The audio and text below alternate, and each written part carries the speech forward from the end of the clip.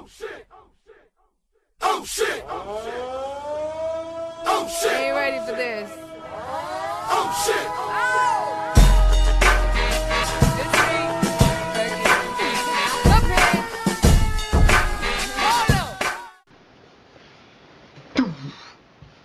That's fucking nice though. Hello. I'm recording another review. Good old-fashioned movie review for Kingsman: The Golden Circle, which I just saw. Welcome. 5 subscribers and mom. So, yeah, I just saw the movie, and these are the parts that get cut out. So I gotta think. Wait, do you want me to have the room? No, it's okay. Are you sure? I'm gonna make you nervous. A little bit is fine. I'm gonna go somewhere. I'm not gonna cut this part out. I'm just gonna hear you. You want me to leave? They can't. They would not be able to hear You want me to leave? So, I should start off by saying that the first movie, which came out in 2015, was my favorite movie of that year, by far. It's actually my second favorite movie of, like, all time. Like, top 5. If you want to hear the rest, look out for videos in the future. I'm gonna talk about it. It's gonna be a real rootin' tootin' fun time. Speak up. No, stop criticizing me. It was my favorite movie of 2015, and that was for a number of reasons. I love the action. It was very funny. It was very unique. It was very fresh. It was very different, and it ended with butt stuff, which is always just, you know, that's kind of what I look for. That's like on my checklist of things that I'm looking for when I go to the movies. I'm like, well, if there's no butt play, you know, what is it really a movie? I'm pretty sure Alfred Hitchcock said that once. How does this one stack up? Well, I'll tell you, friends. It not as well. It's not bad at all. But I have a hard time actually grasping what made it strong beyond one very, very strong aspect, which was the action scenes. It begins and ends with 2 very, very strong action scenes. And I feel like if the rest of the movie had, if not more action scenes like that, then at least the same energy and, I guess, confidence that those scenes had, then it would have been a much better movie, possibly even on par with the original. But unfortunately, beyond the action scenes, it kind of drags. I mean, it's not particularly slow, it's still pretty funny.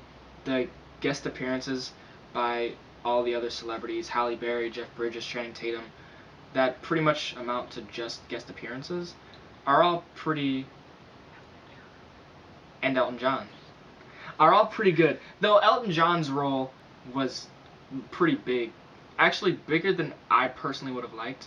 It got to a point where it was like, okay, we have Elton John for the next 2 weeks. We gotta just, you know, we're still paying him. Gotta get him in this movie. Let's throw Elton John some lines. Though, to be fair, he did have some pretty solid scenes that I can't really complain about. Like, a lot of the really good laughs came from Elton John just being there as himself. That's not really a spoiler. They advertised that a little bit. Anyway, one criticism a lot of people are having about this movie is that the celebrity appearances are really only appearances, and they don't have a lot of time in the movie. I more or less disagree with that, because Halle Berry was pretty much as important as Merlin, who is played by Mark Strong, I believe. They were both pretty much like playing off of each other the entire time. Jeff Bridges didn't really have that big of a role, but I mean, in the original, his role was played by Michael Caine, and that he didn't really have that big of a role either, beyond like the plot twist at the end. If you haven't seen it, you should watch it. It's really good. The person who really suffered as far as guest appearances go was Channing Tatum. He had like one really, really strong, cool opening sequence, like with his character, and he was awesome. And then I'm not gonna spoil it, but he's not there for the bulk of the movie. He shows up, does some cool stuff, and then he's like, alright, see you, and he's just gone for the rest of the movie. I think my biggest, like, outright complaint is the villain, and not that she wasn't good, because she was actually probably, well, she at least had potential to be, like, one of my favorite movie villains, because she's very, like, weird and nice, seemingly, and very personable and approachable, but she's also a sociopath, and she's very, very manipulative and just very captivating. And I thought that she was super cool, but so wasted. They didn't use her at all.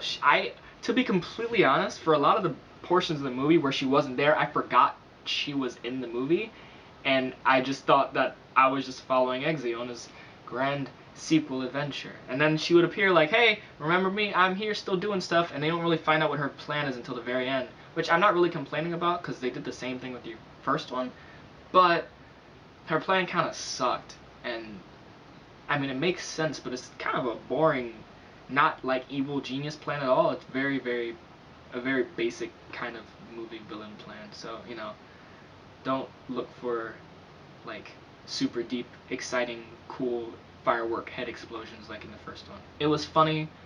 Everyone acted very well. Harry being brought back. I cannot remember what his name is right now. The guy who played Harry. Do you know? You probably don't know. I don't know why I asked you. I just wanted to remind viewers that you're there. They brought him back in a way that's like... Oh, no, it's just across the street. I have a lot of guests in my home. They brought him back in a way that ended up being kind of cliche. Just like, because he has amnesia and a cool eye patch now. But you could also tell that they really, really stretched themselves thin trying to figure out how can we bring back the star player from the first one. And it didn't come across as that forced, but just the explaining on top of explaining. They introduced a new technology in order to bring him back, and it was like, it didn't feel like too convenient, but it still was like, alright, just say that you found him in a ditch, you know, with his eye blown out, and you had a super MRI machine that could put your brain back together. I would have believed that. That would have saved me a little bit of time. But you know, he was okay, nowhere near as good as he was in the first one. But I think that was just a fault of the writing. In general, I liked it. But much like Harry's character, how he's there, but something's not quite right. And that's kind of how this movie feels. Like, all the pieces from the first one are pretty much there. You got the big names, you got the very nice, crisp action scenes, you have the humor, you have the gadgets. But at the same time, it's not quite right. And you can't exactly figure out what's wrong with it, but it just leaves something to be desired. It's not anywhere near as powerful or memorable as the first one, but unfortunately that's just kind of how sequels go. So, with that being said, I'm going to give Kingsman a 4 out of 5. A very soft 4 out of 5. Because it was good, and the action, I cannot stress how good the action was. Like, it was very, very good. I mean, there was no church sequence. I don't think anything in my life, any achievement, any great love could ever top how that church scene in the first one made me feel.